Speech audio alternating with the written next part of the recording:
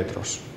Es mucho más realista hablar de distancia de despegue que de carrera de despegue. Yo puedo forzar irme al aire mucho más lento, irme antes, a costa de un ángulo de subida mucho más plano después, ¿vale? Forzando la situación con velocidades muy bajas. Pero esto, lo importante es que nos fijemos en la distancia de despegue, a nivel del mar, cada vez que subimos 1000 pies sobre el nivel del mar, no vamos a corregir por densidad, vamos a corregir por altitud de presión y por temperatura. Es un 10% de incremento, ¿vale? Cada 10 grados de temperatura, pues otro 10% de incremento. Hierba, la hierba me frena en la carrera de despegue. Si está seca, me frena menos que si está húmeda, pero fijaros lo que frena, una barbaridad, entre un 20 y un 30%, ¿vale? Cuanto más alta esté, peor. Además, si está muy alta, me voy a secarla con la hélice, y no voy a decir que me la voy a cargar, pero no es bueno, las pendientes. La pendiente, hay dos posibilidades, que sea positiva o negativa. En la carrera de despegue, la pendiente negativa viene bien, que es para abajo, ¿vale? Para arriba viene mal, un 10% positiva es un 6% de incremento de la carrera de despegue. El viento en cola penaliza un montón, un 10% de viento en cola, ¿vale? Es un 20% de máscara de despegue, un 10% sobre la velocidad de pérdida del avión, ¿vale? Si mi avión tiene velocidad de pérdida en 60, un 10% son 6 kilómetros de viento en cola, es un 20% más. Obviamente a un Iberia, que la velocidad de pérdida la tiene a 150 nudos, pues 20 kilómetros por viento en cola no le afectan demasiado, pero a mí me afectan un huevo. ¿Me explico, no?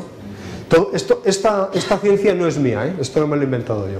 Esto es del manual de operaciones del 42 Grupo de Fuerzas Aéreas del Ejército del Aire, que lleva como 80 años operando aviones monomotores ligeros.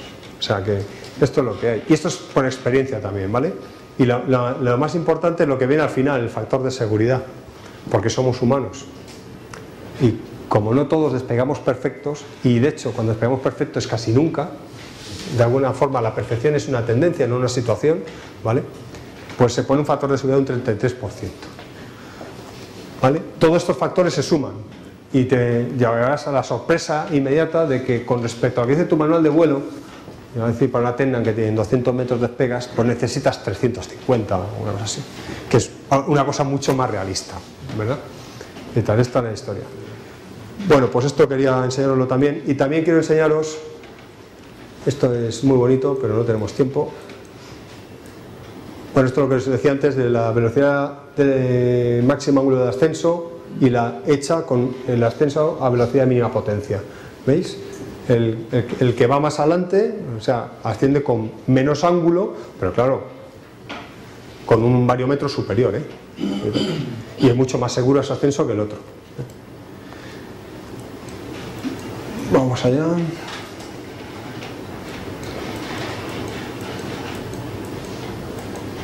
Bueno, con el descenso pasa una cosa parecida a lo que os he contado del ascenso, pero es al revés, ¿vale? En lo que es al revés en el ascenso, en el descenso es que el motor está tirando para abajo y genera una componente que se suma al peso, con lo cual la sustentación tiene que ser superior al peso de un descenso. Cuanto más ángulo, con motor metido, claro. Si quito el motor, no, ¿vale? Entonces, cuando yo estoy descendiendo con motor metido, con un ángulo así, normalmente no lo hacemos porque se pasa la velocidad del avión, ¿no? Y de repente le cortas el motor, ¿vale? Pues el avión inmediatamente sube y tal. Es una aceleración hacia arriba porque tenía sustentación superior, en ese momento tenía sustentación superior al peso, ¿vale? Antes el peso era superior al normal porque se sumaba la componente descendente. Eso es así, ¿vale? Pero eso no influye en la seguridad, así que tampoco. Bien. Al aterrizaje es parecida a la gráfica. Esta la vais a tener, imagino, en el pendrive que os van a dar, ¿vale?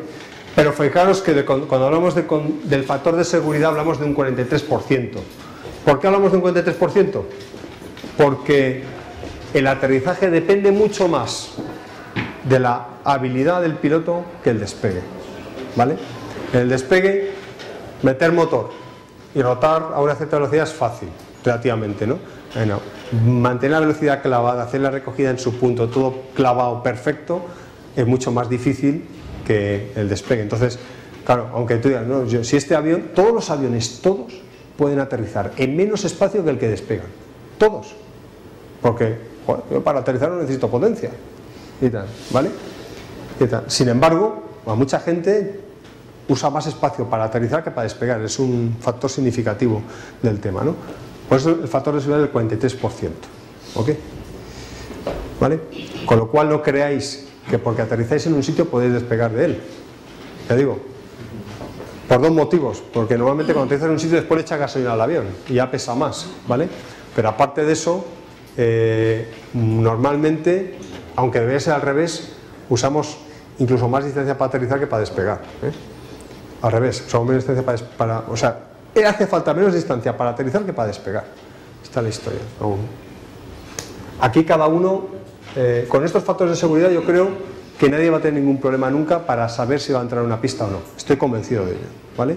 O sea, es sobrado, pero debe ser así. Debe ser así, ¿vale? No es eso de, yo despego en Alicante con 200 metros, pues me voy aquí que está a 4.000 pies en el campo, con 200 metros hago de sobra, no sales. No sales. ¿Sabes por qué no sale el avión, no? ¿Sabes la densidad que es lo que hace realmente? Y tal, ¿no? O sea, la densidad son las moléculas de aire que hay en un volumen, ¿vale? Más densidad, más moléculas. ¿Por qué vuela el avión? ¿El avión vuela por una velocidad? No. Vuela por una presión de impacto que está recibiendo sobre el ala, ¿vale? Esa presión de impacto con un ángulo de ataque, ¿correcto? Cuanto más densidad hay, con menos velocidad, tengo la presión correspondiente, que es lo que me indica el anemómetro, presión. Y el anemómetro indica presión, no indica velocidad. Lo mide en velocidad, pero solamente coincide en condiciones estándar, es decir, casi nunca, ¿vale? ¿Qué tal? Ahora bien, cuando yo estoy ya en un sitio más alto y que las moléculas están más separadas, para conseguir la misma presión tengo que correr mucho más. ¿Me explico o no? Esto es así. Luego, cuando tú te vas al aire, pues yo qué sé, a 100 km por hora, a 4.000 pies, con respecto al suelo, vas mucho más deprisa que en Alicante. Y se nota que te cagas. A Alicante, hostia, me ha sobrado la mitad de la pista. Y tal. Dice, qué bueno soy. No, estás en Alicante. Bueno, pues esto era un poquito todo lo que quería contaros de este tema. Estoy abierto a vuestras preguntas. Y tal.